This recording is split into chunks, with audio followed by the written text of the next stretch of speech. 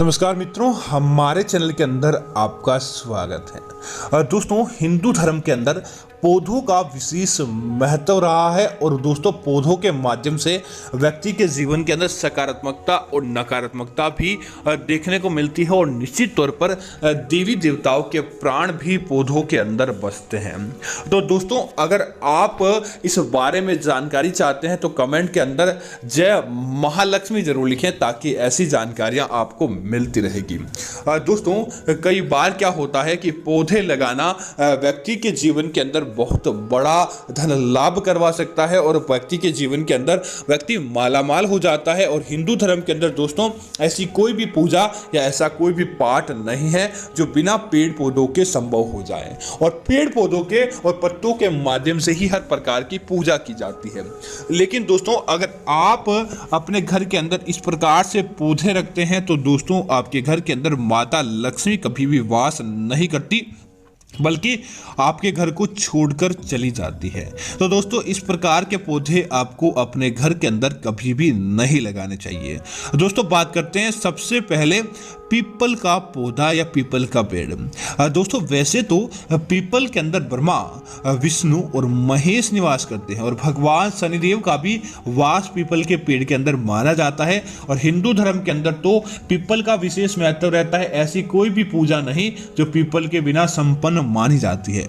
लेकिन दोस्तों, ऐसा भी माना जाता है कि घर की चार दीवारी के अंदर किसी प्रकार से पीपल हो तो दोस्तों आपके जीवन को बर्बाद करने का कार्य करता है। इसका कारण यह होता है कि दोस्तों पीपल अपने आप के अंदर नकारात्मकता को सोखने का विशेष महत्व रखता है। जब रात होती है तब नकारात्मकताएं उसके पास बहुत ज़्यादा मात्रा के अंदर विद्यमान हो जाती है, जिसकी वजह से दोस्तों आपके घर परिवार पर उसका असर पड़ता है और देखते ही देखते आपकी कुंडली के अंदर भी इस प्रकार की नकारात्मकताएं हो जाती है। इसी वजह से पीपल को कभी भी अपने घर की चार दीवारी के अंदर नहीं लगाया जाता है। इसी तरह दोस्तों अगले पौधे की बात करें तो तुलसी का पौधा। दोस्तों, ऐसा इसलिए कि तुलसी का पौधा जिस घर के अंदर होता है उस व्यक्ति को माला माल कर देता है। व्यक्ति के जीवन के अंदर की सारी कंगाली समाप्त हो जाती है और उनका पारिवारिक जीवन बहुत अच्छा रहता है। लेकिन दोस्तों हम आपको बता रहे हैं कि तुलसी का पौधा आपको अपने घर के अंदर क्यों नहीं लगाना चाहिए। दोस्तों, इसलिए कि अगर दोस्तों आप मात्र साधारण पौधा मानकर अपने घर के अंदर तुलसी का पौधा लगा देते हैं तो आपको तुलसी का पौधा नहीं लगाना चाहिए, क्योंकि दोस्तों तुलसी की बस साधारण पौधे की नहीं, तुलसी के अंदर मां लक्ष्मी के प्राण बसते हैं। तो अगर आप तुलसी का पौधा अपने घर के अंदर लगाते हैं तो रोज सुबह और शाम के समय आपको तुलसी के पौधे को जल अर्पित करना चाहिए। सुबह के समय जल अर्पित करें तो शाम के समय तुलसी के आगे एक सुंदर दीपक जलाएं। रोजाना तुलसी की पूजा करें और ध्यान रहे कि तुलसी का पत्ता कभी भी सूख नहीं पाए। अगर आपके घर के अंदर रखा तुलसी का पत्ता सूख जाता है तो दोस्तों समझ लीजिए कि आपके घर के अंदर नकारात्मकता उसी समय से प्रवेश कर जाती है और आपको इसका फायदा प्राप्त नहीं हो पाता है। इसी वजह से तुलसी का पौधा अगर आप अपने घर के अंदर लगाते हैं तो आपको इसकी केयर भी पूरी करनी चाहिए, अन्यथा आपको इसे अपने घर के अंदर लगाकर अगर तुलसी सूख जाती है तो आपके घर की संबंधता भी उसी समय जलकर समाप्त हो जाती है। इसी तरह दोस्तों अगले पौधे की बात करें तो दोस्तों जितना ज़्यादा हो सके कांटेदार पौधे आपको अपने घर के अंदर नहीं लगाने चाहिए।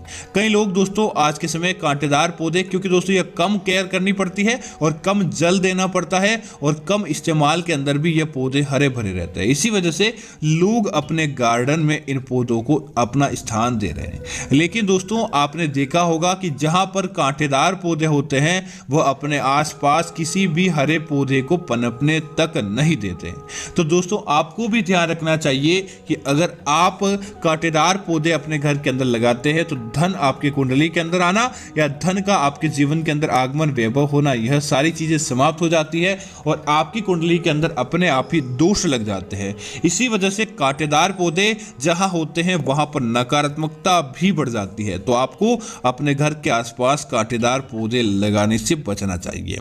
इसी तरह दोस्तों सफेद आंख भगवान भोलेनाथ का प्रतीक होता है और आंख जिस घर के अंदर होता है वहां पर भोलेनाथ का वासा माना जाता है। लेकिन दोस्तों घर के अंदर नहीं बल्कि घर की जहां आप रहते हैं आपका मुख्य द्वार होता है, मुख्य द्वार के जस्ट बाहर की तरफ आपको आंख लगाना चाहिए और इस बात का ध्यान रखिए वह भी सफेद आंख लगाया जाता है। गुलाबी रंग का आंख आपको अपने घर के पास भी नहीं लगाना चाहिए और अपने घर की चार दीवारी के अंदर आक का पौधा नहीं लगाना चाहिए।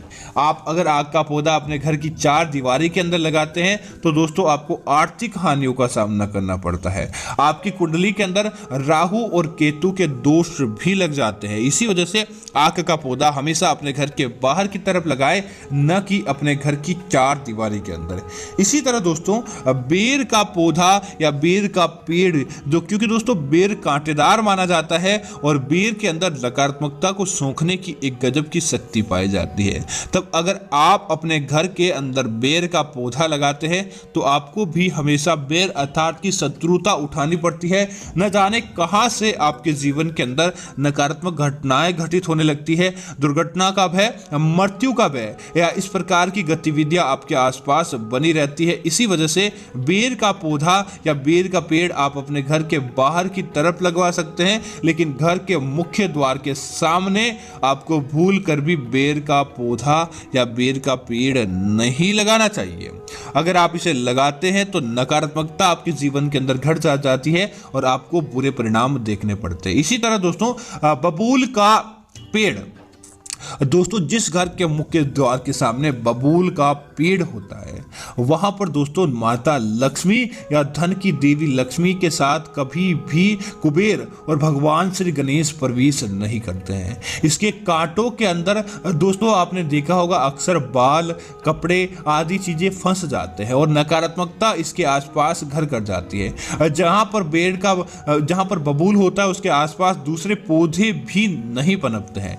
इसका कारण यह होता है इसके अंदर इतनी नकारात्मकता पाई जाती है। आप अपने खेत के अंदर, बाड़ के अंदर या घरों के आसपास लगाए, लेकिन घर के सामने की तरफ और घर के अंदर बेर का पौधा और बेर का और बबूल का पौधा या पेड़ लगाना साक्षात नकारात्मकता को आपके घर के अंदर आमंत्रित करने के बराबर माना जाता है। इसी तरह दोस्तों अगर बात करें तो कई लोग अपने घर के अंदर बांस लगाना उत्तम मानते हैं। तो दोस्तों कई लोगों को अगर आपको मृत्यु का भय सताता हो या आपको बुरे सपने आते हैं तो बांस आपको अपने घर के अंदर नहीं लगाना चाहिए। जिसका कारण है कि दोस्तों एक तो मान्यता यह है कि बांस जिस प्रकार से बढ़ता जाता है धन उसी अनुरूप आपके घर के अंदर बढ़ता जाता है। तो दोस्तों दूसरी मान्यता है कि धन आपके बांस जिस प्रकार बढ़ता है उसी प्रकार, क्योंकि दोस्तों अंतिम यात्रा व्यक्ति की बांस की बल्लियों पर निकलती है। तो जैसे बांस आपका बढ़ता जाएगा उसी प्रकार आपकी आयु या आपकी मृत्यु का भय भी आपको सताता रहता है। तब आप अपने ऊपर है कि आप बांस लगाए या बांस नहीं लगाए। इसके ऊपर एक भ्रांति चल रही है जो दूर होना मुश्किल लग रही है। इसी तरह दोस्तों ऐसी बेल आपको अपने घर के अंदर नहीं लगानी चाहिए जिसके अंदर आपको कोई लाभ प्राप्त, जैसे मनी प्लांट की बेल आप लगाएं, आप अपने घर के अंदर गुड़हल लगाएं या फिर आप अपने घर के अंदर दोस्तों मरेठी लगाएं, मुलेठी लगाएं, यह आपको फायदा प्रदान कर देती है। लेकिन दोस्तों ऐसी बेल जिसका आपके घर के अंदर लगाने से किसी प्रकार का कोई तात्पर्य का हल नहीं होता। और दोस्तों दूसरा यह होता है कि वह बेल आपके घर को जाले की भांति ले ले और उसके अंदर अन्य प्रकार के जानवर रहने लग जाए। इस प्रकार की बेल भी आप अपने घर के अंदर लगाते हैं तो नकारात्मकताएं आपके घर को घेर लेती है और आपको उसका अच्छा परिणाम देखने को नहीं मिलता है। तो इसीलिए ऐसी बेलें भी आपको अपने घर से लगाने से बचना चाहिए। इसी तरह दोस्तों इमली का पौधा भी आपको अपने घर के अंदर या अपने घर के सामने नहीं लगाना चाहिए। दोस्तों देखा जाए तो इमली का खट्टा मीठा पौधा बहुत अच्छा होता है और आपको देखने के अंदर इसकी सुगंध भी अच्छी लगती है। लेकिन दोस्तों इस पौधे के अंदर यह दिव्य गुण होता है कि इसके अंदर नकारात्मकताएं बहुत ज्यादा निवास करती है और नकारात्मकता इस पौधे के आसपास भटकती रहती है, अर्थात इस पौधे को छोड़कर नहीं जाती। तब आप अपने घर के अंदर जो इमली का पौधा या अपने घर के सामने इमली का पौधा पेड़ लगाते हैं तो दोस्तों ऐसी नकारात्मकताएं आपको घर कर जाती है और वह आपके आसपास आपकी कुंडली को प्रभावित करने लगती भेजती है, जिसका दोष हमेशा आपके आसपास बना रहता है। इसी वजह से इमली का भी पौधा या पेड़ आपको अपने घर के अंदर लगाने से बचना चाहिए। तो उम्मीद है कि यह जानकारी आपको अच्छी लगी होगी। इस प्रकार की अन्य जानकारी देखने के लिए दोस्तों सबसे पहले हमारे चैनल को सब्सक्राइब करें और साथ ही साथ वीडियो को लाइक और शेयर करना ना भूलें, ताकि ऐसी जानकारियां आपको मिलती रहेगी। धन्यवाद मित्रों। जय श्री राम मित्रों।